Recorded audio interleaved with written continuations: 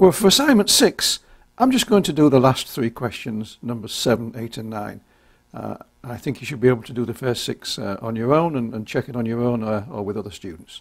So in number 7, we have to negate statements and put them in positive form.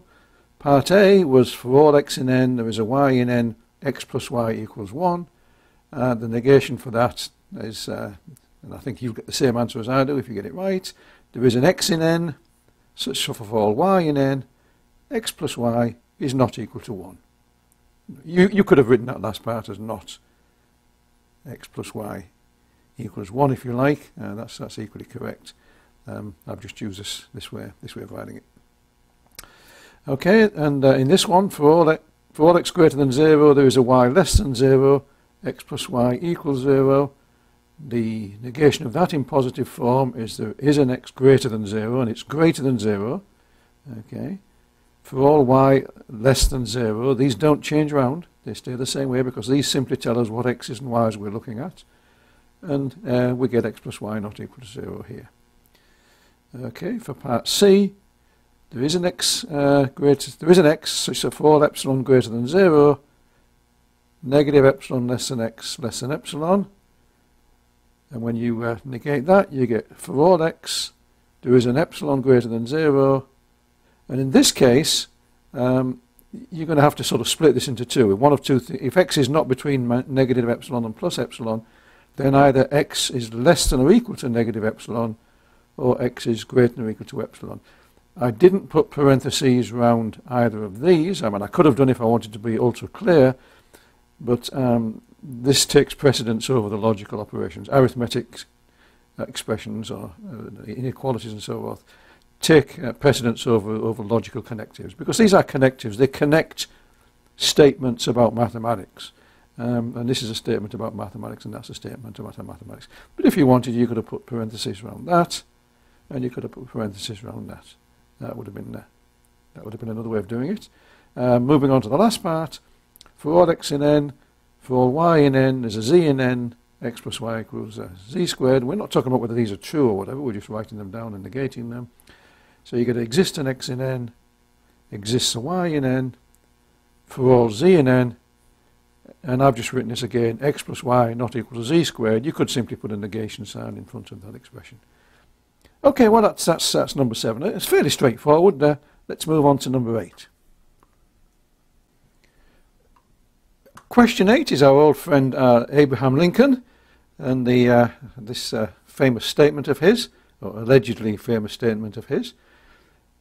And we need to negate that famous sentence. So let's let fxt mean you can fool person p at time t. And then his statement is this one. You can fool all of the people some of the time. There are some times when you can fool everybody. You can fool some of the people all of the time. So there are some people that can be fooled for at all times.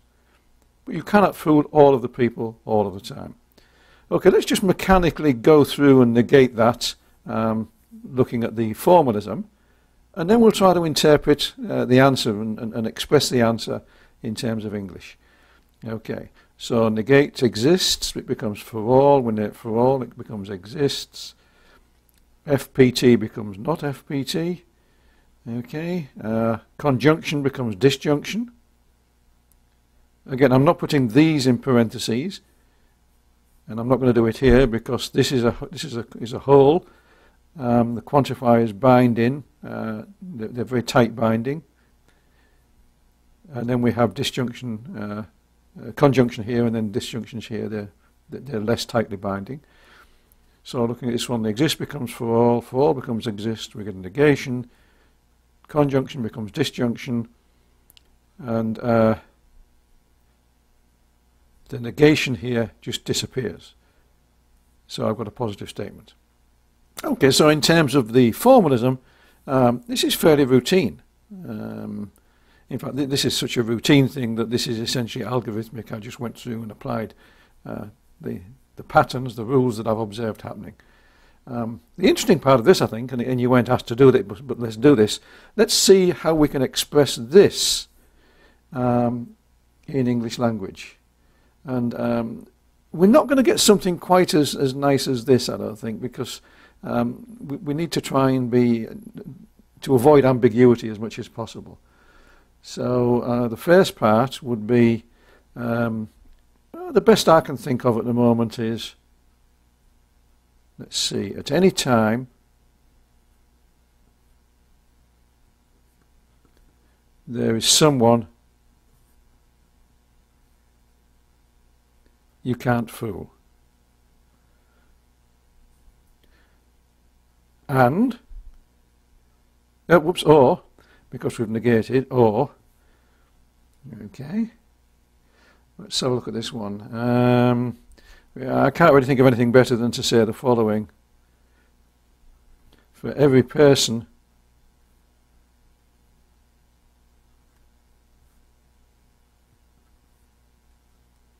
you can't always fool them.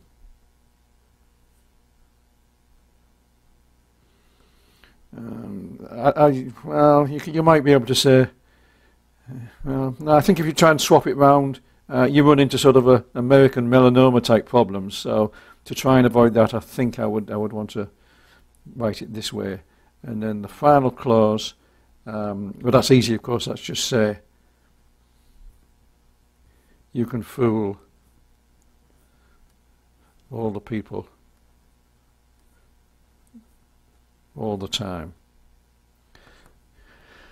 Okay, I'm moderately happy with that. You might have different opinions on the best way to write them, but number 2 is a bit ugly, but I'm not sure we can make a better job of that one. Okay. In any case, we've negated the thing, and this was nice and clean. Okay, now let's look at number 9. Well, number 9 involves one of the most important and most famous, some might say infamous, formulas of advanced mathematics, of university level mathematics. It's this definition when students entering university to study mathematics for a math major. It's this definition that usually causes them the most problems during their first year. In fact, I think it's this definition that probably is responsible for more math majors giving up mathematics in their first year at university than anything else. It's a really tricky thing to understand, as many of you noticed, and I've seen from discussions on the forum. Figuring this out is really hard. This was hundreds of years of effort, starting with the invention of the calculus by Newton and Leibniz in the 17th century. It took a long time, several hundred years before mathematicians were able to figure out the notion of continuity and come up with this definition. This was late 19th century that this was done, and it was a tricky thing. Negating it is relatively straightforward, actually, because we've got rules for doing them, and so when you negate it, what you get is that the for all becomes exists, and it's still a greater than. We're still talking about positive numbers, epsilon. The exist becomes a for all. The for all becomes an exists. And then there's a bunch of stuff that's in a bracket here. This is a conditional, an implication, and so when you negate it, you get the antecedent conjoined with the negation of the consequent. So here's the antecedent. Again, I haven't put parentheses around that because this is a mathematical statement, and that takes precedence over the conjunction or disjunction. These are just connectives. They're operators that bring things together. So that's a piece on its own, that guy, conjoined with the negation of this guy. Okay, and the negation of it being less than epsilon is it greater than or equal to epsilon. Okay, so that's the negation. And that's relatively mechanical to do that, so long as you sort of pay attention to preserving things that need to be preserved, changing for alls to exist, and negating a conditional. The interesting question is, what on earth does this thing mean? You can read it through, as I just did, for all epsilon greater than 0, there's a delta greater than 0, such that for all x, yada, yada, yada. But what does it mean? Well, this is capturing in a symbolic language, in an algebraic formalism, it's capturing something geometric. So let's see what it's capturing. Let's look at the original definition of continuity. It's about functions. So let's look at a function this way. I'll draw the rail line vertically. This is the rail line. And then I'm going to draw the rail line vertically here. So this is the rail line. Instead of writing it horizontally as we usually do, I'm going to write it horizontally. And the function f is going to take numbers here to numbers here. Okay, so somewhere here we've got a. F applies to that. And it gives me f of a. Okay. Now we're trying to capture the notion of continuity at a. That means when we go slightly to the left or right of a, and left or right is up and down the way I've represented it, then the numbers don't sort of have a discontinuity. And the way to capture that, it turns out, and the chances are very, very high that you're not going to follow this the first time. It's going to take you weeks if you need to master this. But here's what this formula says. It says the epsilons are going to work on here. It says let's take an epsilon here. And let's look at f of a plus epsilon and f of a minus epsilon. So I'm going to take an epsilon interval around f of a. And what this definition says is that given an epsilon in one of these intervals, I can find a delta. So here's a plus delta and a minus delta. So starting with an epsilon, which gives me an interval here, for any one of those, I can find a delta which gives me an interval here, such that, now let's look at this, any x in this region, because this says that x is within delta of a, so any x in this interval gets sent to an image f of x in here. So it's saying, in order to make sure that all the values of the function are in this interval, I can find an interval around a such that they're all sent into here. So if I want to hit the target, imagine this as hitting the target, like throwing darts at a dartboard.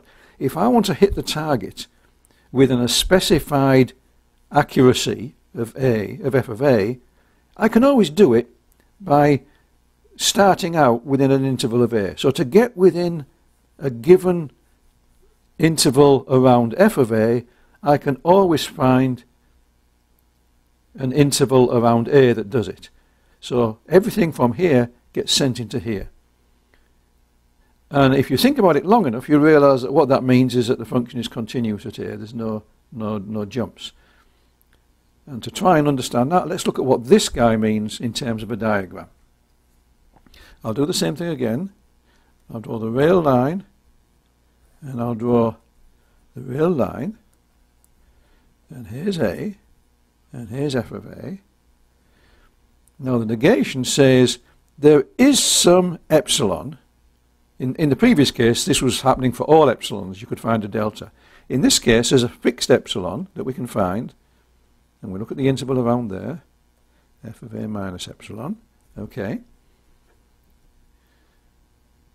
What it says is that there is an epsilon such that no matter what you take here, no matter which one you take here we found one of these guys.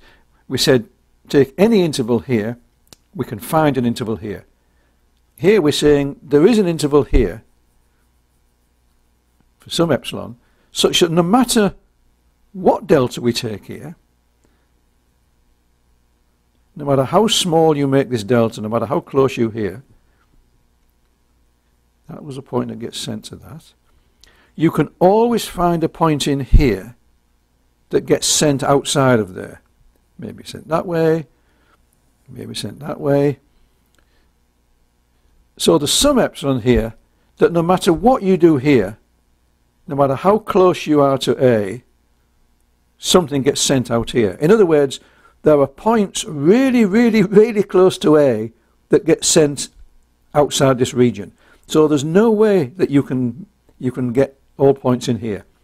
A gets sent to that, but arbitrarily close to A, there are points that get sent away. So there's a discontinuity, because only A gets sent close to A. When you get, well, some of the points may be, but no matter how close you get to A, you'll find points that are sent further away. So that's a discontinuity. Things jump. There's a sort of jump from there to things here or here. Now, the chances are high that if this is the first time you've seen this, that explanation is going to be hard to follow. This is really difficult to understand. This is extremely hard. And the goal of this course actually isn't for you to understand this. The goal of this course is to give you the machinery so that you're now able to take a whole semester course on real analysis during which you should be able to understand that. So I wouldn't worry too much if you can't understand this. The point is, if you could understand the first part and understand how to deal with the formalism, you now have the machinery you need to understand this very deep conceptual definition from within mathematics. Okay, and to have reached that stage in 4 weeks, I think is pretty remarkable. The hard part is to come, and for those of you that want to go on and study more mathematics, sooner or later, and hopefully sooner, you're going to need to master this definition and what it means. Okie dokie. Well, as far as we're concerned, we're done with this one.